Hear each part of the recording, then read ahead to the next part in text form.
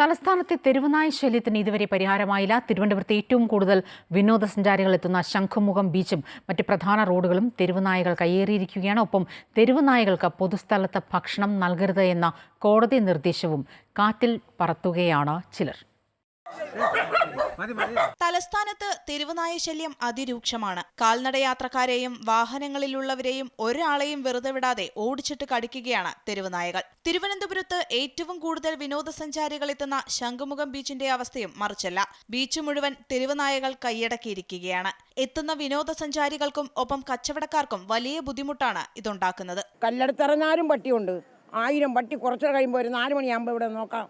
പട്ടിയുടെ ശല്യം ഭയങ്കര. ഇരിക്കാൻ പോലും പറ്റൂല. ഇവിടെ ഇരിക്കാൻ പോലും ആളുകൾക്ക് നടക്കാൻ പോലും പറ്റത്തില്ല. ഇവിടെ ഇത്രയും വലിയ പട്ടിക്കൂട്ടങ്ങൾ കാണുമ്പോൾ ഈ സഞ്ചാരികളെ തന്നെ പേടിച്ചിട്ട് അങ്ങോട്ടൊക്കെയാണ് പോകുന്നത്. അത്രയും വലിയ രൂക്ഷമാണ് പട്ടിശല്യം. പട്ടിശല്യം എങ്ങനെയെങ്കിലും ഇവിടെ നിന്ന് ഇല്ലായ്മ ചെയ്യണം.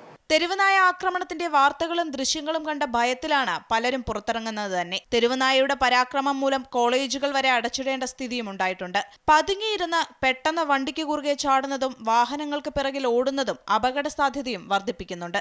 ആൾക്കാർ ബൈക്കിലൊക്കെ പോകുമ്പോൾ ഭയങ്കര പ്രശ്നമാണ്. അല്ല, ഇവനെ കടിച്ച പട്ടി ആ റോഡിൽ ഒരുപാട് പേര് ഇങ്ങനെ വന്നിട്ടുണ്ട്. പിന്നെ എനിക്കറിയാനുള്ള ഒരു ചേട്ടനും വണ്ടി ഇടിച്ച് വീണ്ടും ഭയങ്കര പ്രശ്നമായിട്ടുണ്ട്. ഇതിനൊക്കെ ഓടണമെങ്കിലും ഈ റോഡിൽ കൂടെ കടന്ന് ഓടുന്ന ഭയങ്കര ബുദ്ധിമുട്ടാണ്. ചിലവർ പറഞ്ഞു പട്ടി ഓതിരിക്കല്ലെന്ന്, പക്ഷെ ഓത്രം കൂടിയാണ്. തെരുവുനായ്ക്കൾക്ക് പൊതുസ്ഥലങ്ങളിൽ ഭക്ഷണം നൽകരുതെന്ന് സുപ്രീം കോടതിയുടെ നിർദ്ദേശമുണ്ടായിട്ടും പലരും ഇപ്പോഴും അത് പാലിക്കുന്നില്ല. റോഡുകളിൽ നായ്ക്കൾക്ക് ഭക്ഷണം നൽകുന്നതിനായി സ്ഥിരമായി എത്തുന്നവരെയും കാണാം. ഞാൻ 15 വർഷം കൊണ്ട് 120 എണ്ണത്തിന് ഭക്ഷണം കൊടുത്തുകൊണ്ടിരിക്കുക.